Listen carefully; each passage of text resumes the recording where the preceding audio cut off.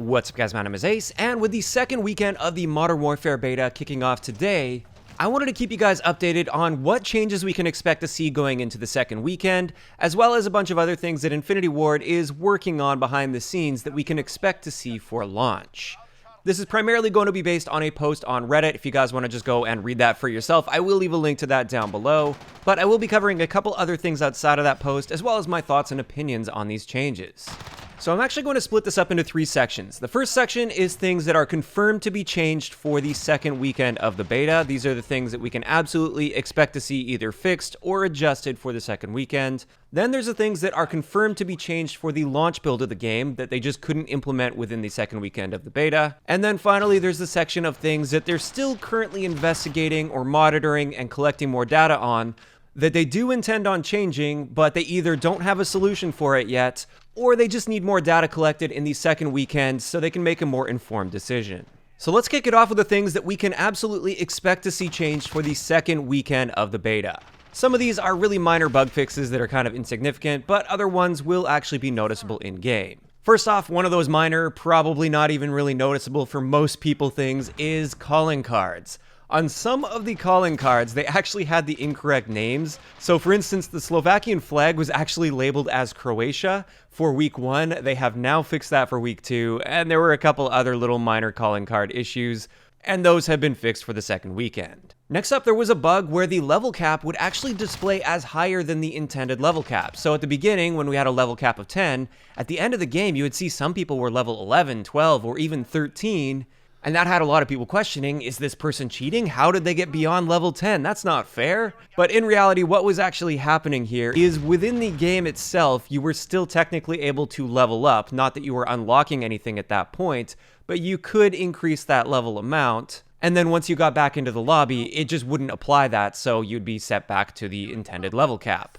And therefore, you weren't actually gaining any advantages by increasing this level within the game itself. So it was just a visual glitch. That has now been fixed. Once again, pretty minor thing that really only applies to the beta anyways, but you shouldn't see people actually exceeding that level cap anymore. After that, it seems like they've solved the issues with graphical corruption in the matchmaking screen. I'm sure a lot of you guys experienced this. I personally experienced this a few times throughout the beta. Once again, not a game-breaking issue by any means, but sometimes when matchmaking, you would just see all sorts of weird graphical glitches and weird shapes and colors and everything going on that shouldn't have been there. That has apparently been fixed for the second weekend. After that is a bug that I've seen several clips of online, but I personally didn't experience at all for the first week of the beta. This is with the cruise missile kill streak. For a lot of people, when they would call this in, the camera would actually get stuck in its initial state and it wouldn't follow the cruise missile down, and therefore you couldn't see where you were controlling the cruise missile, and it was just a waste of a kill streak at that point. Which would understandably be very frustrating because you're not only just sitting there wasting your time, you're also wasting that kill streak that you earned. But it's good to see that they have a fix in place for that for the second weekend, so you shouldn't be experiencing that at all. Another in-game bug that apparently has been fixed is clipping through vehicles and that deployable cover that you could use, that field upgrade. In the first weekend, there were some vehicles where your character model would clip through it, which was really strange, and it was leading to some weird inconsistencies with gameplay, or at least it was looking very strange, and that was causing some issues. And apparently the same thing applied to the deployable cover. I personally didn't use deployable cover at all in the first weekend of the beta, so I didn't notice this issue. But in either case, it looks like they've got that solved, and that's really good to see. And finally, the last fix that we can expect to see for the second weekend of the beta is going to be one that is very noticeable. This is a fix to the Semtex grenades and how they interact with doors. I'm sure almost all of you guys saw this at some point throughout the beta. In the first weekend, if you were to stick a Semtex grenade to a door, it wouldn't explode until someone interacted with the door. So if it was an open door, for instance, and you threw a Semtex grenade on it, it would just be sitting there flashing and the indicator would still be appearing, and it was really confusing, but it would never explode until you went and tried to interact with the door, and then it would suddenly blow up, which was leading to a lot of really frustrating inconsistencies. It was kind of funny in some ways, but of course, this was broken, and it is good to see that they got on top of this really quickly, and there's already a fix in place. So like I said, those are the fixes we can expect to see for the second weekend of the beta. Not really a whole lot, but it's good to see they've already got on top of a few things. Of course, a bunch of other things will take more time for them to implement. And this is where we're going to get into the second section, and this is changes we can expect to see for launch. These are things that they have found a fix for, they just weren't able to get it out in time for the second weekend of the beta. First up, we have footstep volume, and this is more so the ratio between hearing your own footsteps, hearing teammate footsteps, and hearing enemy footsteps. A lot of people were having issues with hearing enemy footsteps. A lot of people also had a hard time distinguishing between friendly and enemy footsteps. Personally, I had no issue with this whatsoever, especially now that we have a mini-map on there. As far as distinguishing between friendly and enemy footsteps, I've got no problem with that because a quick glance at the mini-map will confirm that for me. And that's one of the big reasons I wanted a mini-map and don't care about the red dots at all. I want to be able to hear if that was a teammate or an enemy that is outside of my very limited field of view.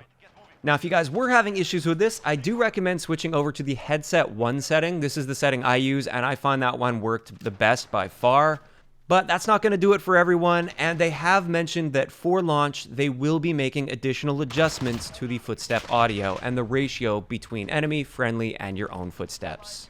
The next thing we can expect to see fixed by launch is in the beta build of the game, you might notice that the smoke effects coming out of the barrel of your gun are no longer there. They were there in the alpha and they looked really nice, at least in my opinion, and really added a lot of realism and depth to that.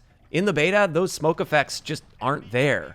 And I don't know if this was like an optimization issue or something, but in either case, this is something that we won't be seeing for the second weekend of the beta, but they have confirmed there will be a fix for this by the time the game launches.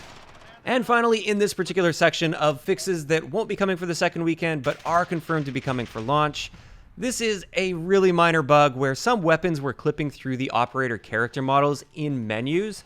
So you can see your characters in menus and they're holding the gun that you currently have equipped. And in some cases, like with the AUG for instance, you would see some clear clipping through the character models. That's going to be fixed for launch. So finally, let's get into the final section, and this I feel is the more important section to focus on. These are things that are still being investigated, so this might be a bug that they know is there, they're aware of it, but they haven't quite been able to reproduce it and find the root cause of it. So therefore, they can't confirm that it will be fixed at launch, but they're looking into it more. And also there's other things in this section where they're not too sure which direction they really want to take yet, and they need to collect more data in the second weekend before making any decisions. First up, there is apparently a bug to weapon attachments where in some cases the weapon attachments weren't unlocking after reaching the level that you needed to unlock them. Personally, I didn't experience this one at all, but it's definitely something that I hope they find a fix for because it seems like that would be very, very frustrating. Next up, doors, and more specifically the volume of the doors in this game. This is something that I do feel needs a bit of a tweak. If you sprint through a door, it sounds like an explosion as you sprint through that door. It is so loud. And I totally understand for balancing purposes, they want it to be relatively loud. They want it so if somebody actively closes that door and you aren't taking your time to slowly go through that door, then yeah, you should be making more noise. And I'm fine with that. However, I feel it was just way too loud when you sprint through doors. And on top of that, just opening the door normally without using the really slow peek method where if you just hold square to open that door, I feel that should also be quite quiet. It shouldn't be loud by any means, but in the first weekend of the beta, I found this was also extremely loud, just way louder than it should have been. So this is something where it looks like they're probably having discussions behind the scenes, but they haven't really decided on which direction they want to take this and how much they want to tweak that audio with the doors. Personally, I do hope we get a reduction across the board for the volume of door opening, just because as it is right now, the only method for getting through a door really quietly is to take it far too slow by aiming down sight and doing the really slow peek through the doorway. I think a standard opening animation should also be very quiet. Next up on the list here is something that is probably the most important out of anything we're talking about in this video, and this is spawns as well as visuals. The spawns in the first weekend of the beta were horrible. There's no dancing around this topic. The spawns were a major problem in the first weekend of the beta, but like I've said in many of my previous videos already, this sort of stuff, at least to some extent, is expected. They need to collect a massive amount of data in order to make informed decisions as to how they're going to tweak the spawn system, and I fully expect we're going to see some changes for launch. I am a little bit disappointed that they didn't come out and say that they've got some spawn tweaks already in place for the second weekend, because that would be nice to see some adjustments made so then they can make some more adjustments based on feedback after these adjustments. But in either case, of course, they are keeping an eye on spawns, they are collecting data on spawns, and at some point we can expect to see changes. Same thing goes with the visuals. This is mainly talking about those situations where if you're in a lighter area looking into a darker area, so like outside in a sunny area looking into a building, for instance, it's impossible to see the enemy player. They are completely invisible inside. And while this might be somewhat realistic, it's generally not good for gameplay flow. As a result, they're looking into making adjustments in this area as well, so that it'll be at least a little bit easier to see people that are hiding in darker areas. Again, this seems to be something where they're probably going to have those internal discussions as to how they're going to make these adjustments and just how much of an adjustment they're going to end up making. Next up, the Minimap. It looks like the Minimap is actually going to be returning for the second weekend in the state that it was in towards the end of the second weekend, where dots will not appear for enemy fire unless you have a personal radar or UAV up, but in core modes at least, the Minimap will always be on, displaying your teammates. So it seems like they have decided that going forward, at the very least, that's what we're going to be having for the Minimap in core game modes. But it looks like they're still having discussions and there may be additional changes made. More specifically, I think now they're looking at the fact that we have a compass and a Minimap, and it seems kind of strange to display two pieces of data when it comes to awareness. So I think they're looking at trying to integrate both of those into one or make it a little bit easier to read and understand.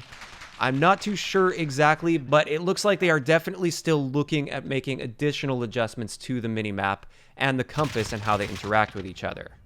Again, this is something that wasn't mentioned in this post, but they did mention before they were looking at turning off those outlines of teammates through walls, because now that we have the Minimap, you don't really need those outlines of teammates through walls. And I am all for this change. If you have a Minimap, you don't need to see teammate outlines through walls. I feel like it just clutters stuff, if anything, so I'm hoping they end up removing those outlines, but that's just me personally. And this brings us to the final thing on the list for things that are still being investigated and monitored. This is something with the Recon Drone. There are a couple issues with this. First off, there is a bug that happens sometimes where the UI elements from the drone itself will be applied to the player after using the drone. So once you put that drone away or once it's destroyed, you will still have that drone UI, but you'll be running around with your gun, which is definitely a very strange bug that I hope they manage to figure out the cause of and get that one fixed.